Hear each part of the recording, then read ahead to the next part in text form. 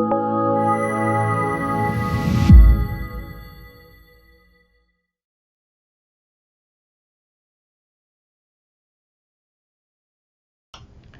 Jacob Hornberger, president of the Future of Freedom Foundation, and this is episode 22 of my series on the JFK assassination.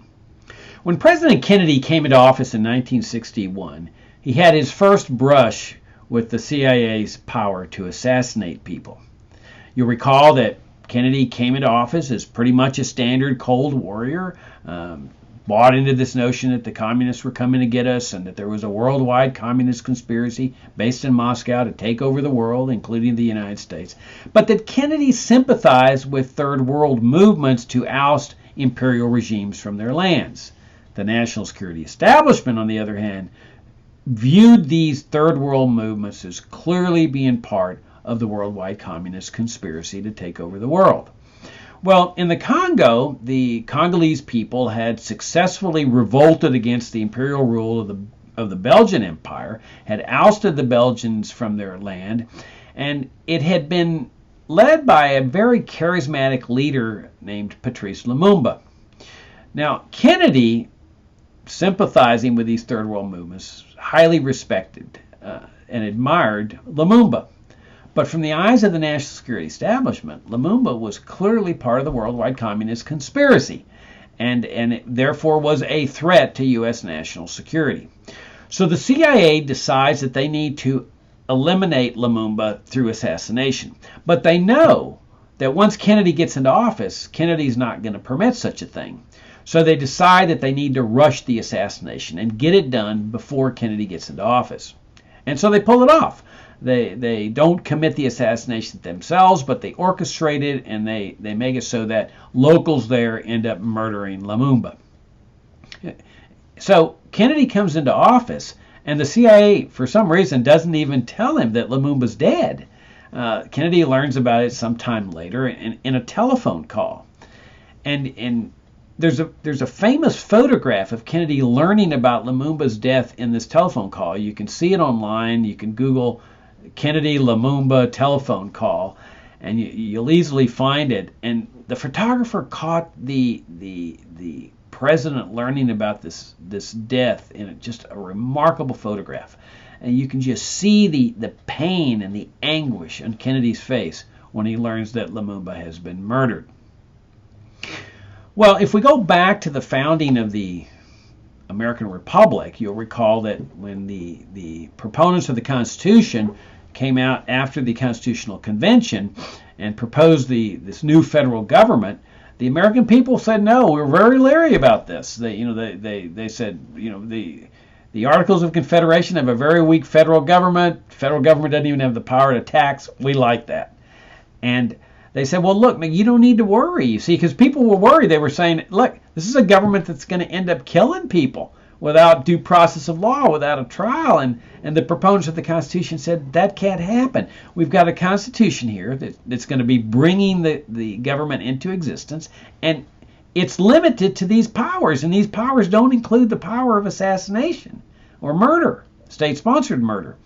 So the American people buy into that, but to make sure they demand a Bill of Rights, and that includes the Fifth Amendment, because they were certain the government was going to go down this road, that the Fifth Amendment expressly states that the government is prohibited from killing people without due process of law. And due process of law meant a trial, a hearing, notice, opportunity to be heard. And due process was a term that stretched all the way back to Magna Carta, when the barons of England were resisting the tyranny of their own government, King John, and making King John acknowledge that his powers over them were limited. And one of those limitations was due process of law.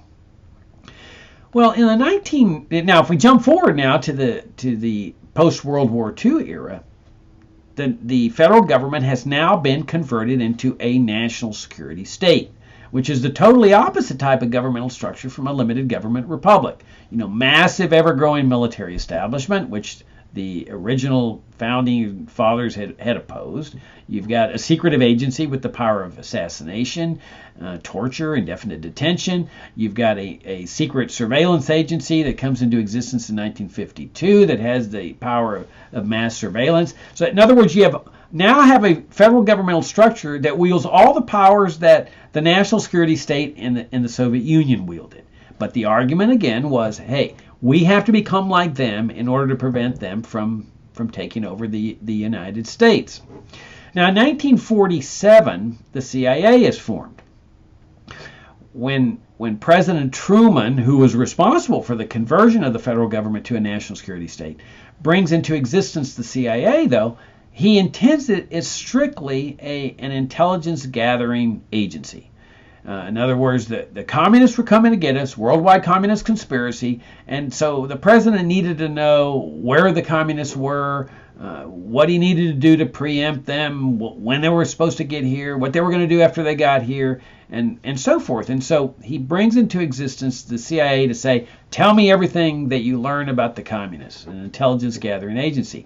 But somebody, when they enacted this law bringing into existence the CIA, inserted a very nebulous phrase in the enacting language, and the CIA seized upon that nebulous language, which somebody had inserted, that to justify their omnipotent powers, including the power of assassination. They said that nebulous language, which was not nebulous to them, they said this clearly gives us the power to do whatever we think is necessary for national security.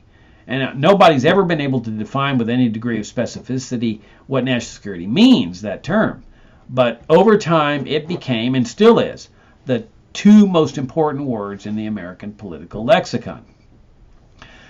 Well, if we go over to the 1990s, we learned that during the decade of the Assassination Records Review Board, which was mandating the release of all of the Kennedy-related documents from the CIA, the Pentagon, the military, and so forth, people discovered the existence of a CIA assassination manual. Now, this manual was constructed in 1953.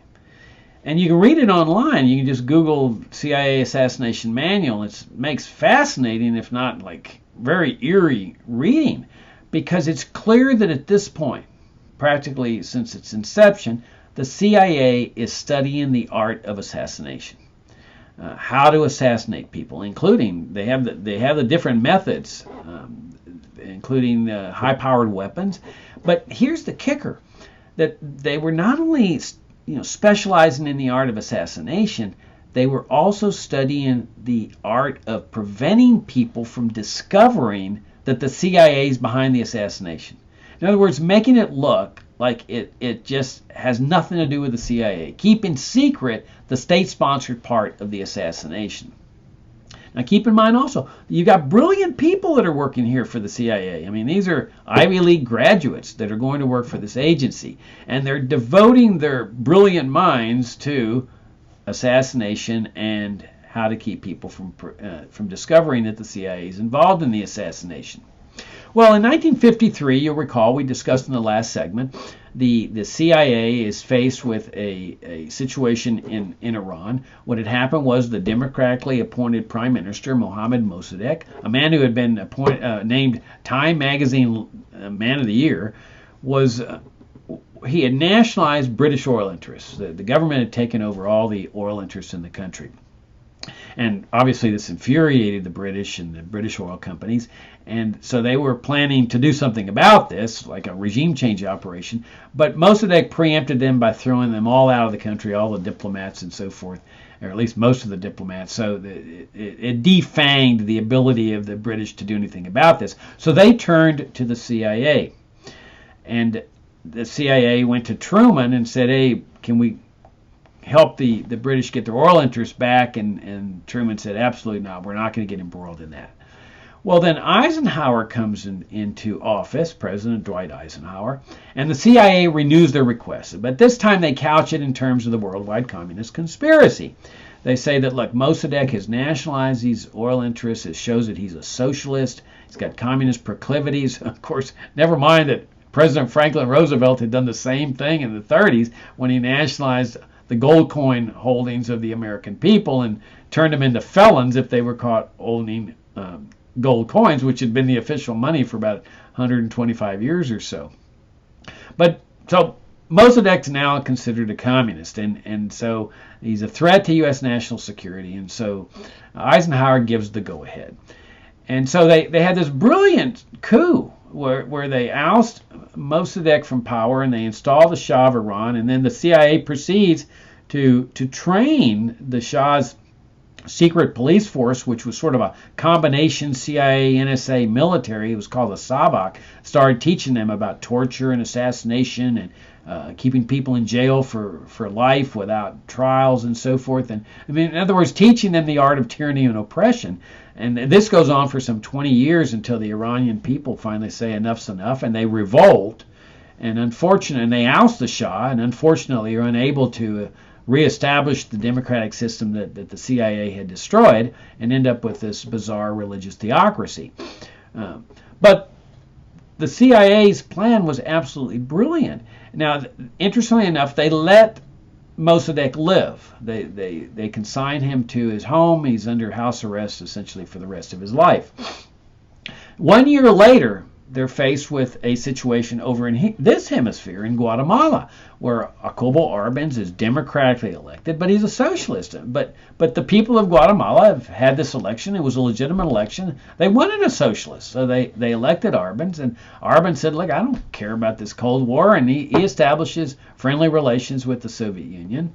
And this was his death sentence, because you see, in the eyes of the national security establishment, it was black and white. You're either with them or you're with us. And this was going to be a war to the finish, as far as they were concerned, that there could be no peaceful coexistence. And they made that clear with the communist world, that the communists were hell-bent on conquest, and that this had to end up with a winner and a loser. And that might even mean a nuclear war in the eyes of the national security establishment. So once Jacobo Arbenz says, well, I'm neutral, or I'm going to just make friends with the Soviet Union here, that was it. And then when he was caught buying some weaponry from Czechoslovakia, that was his death sentence. Because now it was never made clear what was going to happen, but apparently the idea was he takes these Czech weapons, which turned out to be junk. I mean, they were produced by a communist country. That it wasn't made clear, but the idea, I guess, was that Arbenz, the Guatemalan army, was going to work their way through Mexico, cross at Laredo or Brownsville, take over Texas, work their way up the eastern seaboard, get to Washington, take over the federal government, run the public school system, the IRS, the interstate highway system, and so forth. Well, it was all ridiculous, of course, but they believed that this man was a grave threat to national security. So they implement this brilliant plan. I mean, it was ingenious. Like I say, these guys who worked for the CIA were very smart people. And the plan had fake radio broadcasts that made Arbenz think that the peasants were coming to revolt against him and oust him from power. And it was all fake and bogus, but Arbenz fell for it and fled the country. But it ended up saving his life, because, as it turns out, the CIA had an assassination list. And this was at the same time, or 1 year later, after they'd been developing this assassination manual. Now, they still will not let us see who was on the assassination list in Guatemala. They say that national security is at stake, and that apparently the United States would fall into the oceans if people were to find out who was on this list of a regime change operation that took place more than 50 years ago. But one thing's certain, that Arbenz had to be at the top of the list, that they were prepared to murder a democratically elected president of a country who they decided constituted a threat to U.S. national security. So Arbenz flees the country, escapes the assassination, and they install a brutal right-wing military regime that proceeds to tyrannize the people in ways similar to those that the Shah tyrannized the Iranian people. So you've got two successes here, though. You've got the success of the regime change operation in Iran, and then the other one in Guatemala. So this sets the stage for 5 years later, when you've suddenly got a revolution in Cuba, where the forces of Fidel Castro are successful in ousting the pro-U.S. dictator, the dictator that the CIA was working with, Fulgencio Batista, and that it entered into the partnership with the mafia. Well, before long, it's clear that Castro himself is a socialist and a communist. He establishes normalized relations with the Soviet Union, and that immediately means he has to be eliminated. That this is a grave threat to national security in the eyes of the U.S. national security establishment. I mean, this was a communist regime 90 miles away from American shores. I mean, what better proof could you have that the communists were coming to get us? And so they said that there is just no way that America is going to be able to survive with a communist regime 90 miles away. Now, it wasn't ever made clear exactly what was supposed to happen here, whether Castro's army was going to cross the ocean there and invade Miami and work their way up to Washington. None of that was made clear. All that was made clear was that America could not survive a communist regime that was 90 miles away. They called it a communist dagger pointing at America's neck. So, given the success of the two regime change operations in Iran and Guatemala, the CIA and the military come up with a plan to effect a regime change operation in Cuba, one that would oust Castro from power and either restore Batista or install another pro-U.S. dictator in Cuba. So this plan is developed during the Eisenhower administration, but is not able to be completed. It called for an invasion of Cuba by Cubans who had escaped the island and who now wanted to return and oust Castro from power. And it's that plan that the CIA has come up with that then sets the stage for Kennedy coming into office and becomes the first step in what would become, over the term of the Kennedy administration, one of the most vicious and brutal bureaucratic intra-governmental battles